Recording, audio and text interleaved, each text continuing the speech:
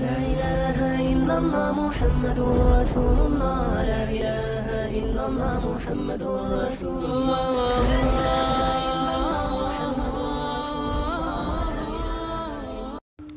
قرآن کریم میں اللہ رب العزت ارشاد فرماتے ہیں کہ کائنات میں کوئی چیز ایسی نہیں ہے جو اللہ کی تسبیح اور اس کی حمد بیان نہ کرتی ہو،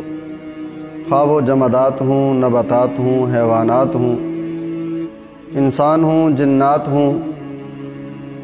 کائنات کے اندر جو چیز بھی موجود ہے، جس قسم کی بھی مخلوق ہے، وہ ہر چیز اللہ کی تسبیح بیان کرتی ہے، لیکن ہم ان کی تسبیح نہیں سمجھ سکتے کہ اللہ رب العزت نے اتنی مخلوقات پیدا کی ہیں کہ ہم اندازہ ہی نہیں لگا سکتے کہ پتھر وہ بھی اللہ کی تسبیح بیان کرتے ہیں، جانور بھی اللہ کی تسبیح بیان کرتے ہیں، اور یہ چرند پرند یہ بھی اللہ کی تسبیح میں لگے ہوئے ہیں۔ صبح کے وقت آپ دیکھیں، ذرا غور کریں تو پرندوں کی خوبصورت سی آوازیں آ رہی ہوتی ہیں، یہ بھی اللہ کی تسبیح میں لگے ہوتے ہیں کہ یہ صبح کا وقت جو ہے یہ بڑا عجیب و غریب وقت ہے کہ اس میں پرندوں کی خوبصورت سی آوازیں سنائی دیتی ہیں، اور دل کرتا ہے یہ غور کے ساتھ سنتا رہے۔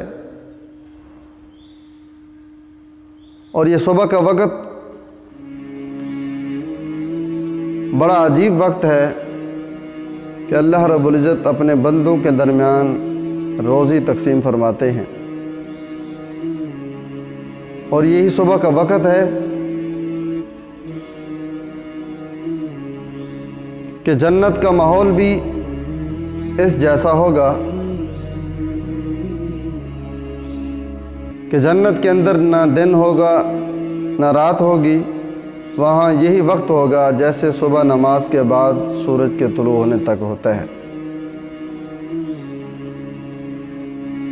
اور یہی بڑا عجیب و غریب وقت ہے۔ اس میں اللہ کی تسبیحات بیان کرنی چاہیے، اللہ کی تسبیحات کرنی چاہیے، ذکر و اذکار کرنا چاہیے، قرآن کریم کی تلاوت کرنی چاہیے، لیکن بہت سے لوگ ایسے ہیں جو صبح کی نماز ہی نہیں پڑھتے، اور بہت سے ایسے ہیں جو صبح کی نماز تو پڑھتے ہیں لیکن وہ صبح کی نماز پڑھنے کے بعد سو جاتے ہیں، اور یہ اتنا مبارک وقت انسان اس میں سو جائے، بڑی حسرت کی بات ہے۔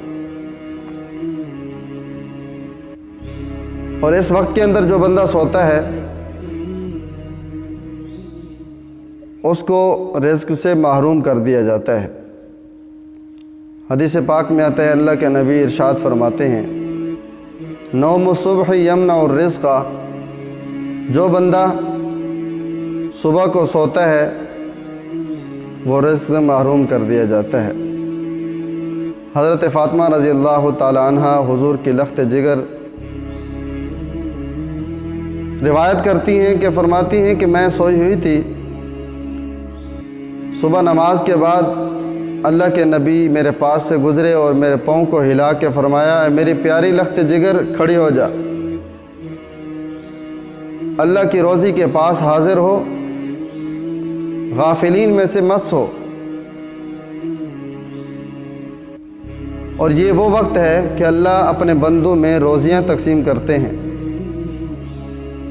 حضرت علی رضی اللہ تعالیٰ عنہ فرماتے ہیں کہ رسول اللہ صلی اللہ علیہ وسلم نے صبح نماز کے بعد سورج کے طلوع ہونے سے پہلے پہلے سونا منع فرمایا ہے، اور اس وقت کے اندر سونا جو ہے یہ درست نہیں ہے۔ یہ ذکر و اذکار کا وقت ہے، قرآن کی تلاوت کا وقت ہے، اس میں زیادہ سے زیادہ نیکیاں کرنی چاہیے۔ ہاں، ایک بندہ ایسا ہے جو ساری رات ذکر و اذکار میں، نوافل میں، عبادات میں لگا رہا، اگر وہ صبح کی نماز کے بعد سونا چاہتا ہے تو وہ الگ بات ہے، لیکن عام بندہ جس نے رات کو کوئی عبادت نہیں کی، کوئی ایسا نیک کام نہیں کیا، رات کو جلدی سو جائے تو وہ صبح نماز کے بعد جو ہے سورج کے طلوع ہونے تک نہ سوئے۔ تو اس میں کوشش کریں صبح کی نماز کے بعد یہ جو وقت ہوتا ہے یہ جنت کا وقت ہے، یہ جنت کا ماحول ہے، یہ بڑا خوشگوار وقت ہوتا ہے، ٹھنڈی ٹھنڈی ہوائیں چل رہی ہوتی ہیں، تو اس لیے اس سے بھرپور فائدہ اٹھانا چاہیے، قرآن کریم کی تلاوت کرنی چاہیے، ذکر و اذکار کرنے چاہیے۔ آج عجیب وقت ہے کہ کچھ عرصہ پہلے صبح کے وقت اگر کسی کے گھر کے ساتھ گزرتے تو قرآن کریم کی تلاوت کی آواز آتی تھی، لیکن آج اکثر لوگ گھروں میں صبح کی نماز کے بعد سو جاتے ہیں۔ اگر کوئی دیندار گھرانہ موجود ہے تو وہاں کے لوگ ٹیلی ویژن پہ قرآن کریم کی تلاوت لگا دیتے ہیں اور لوگ اس کو سنتے ہی نہیں ہیں، غور ہی نہیں کرتے، اپنے کاموں میں لگے رہتے ہیں، اور ایسا کرنا یہ بے ادبی ہے۔ قرآن کی تلاوت خود کریں، یہ قرآن کریم اللہ نے ہمارے لیے بھیجا ہے،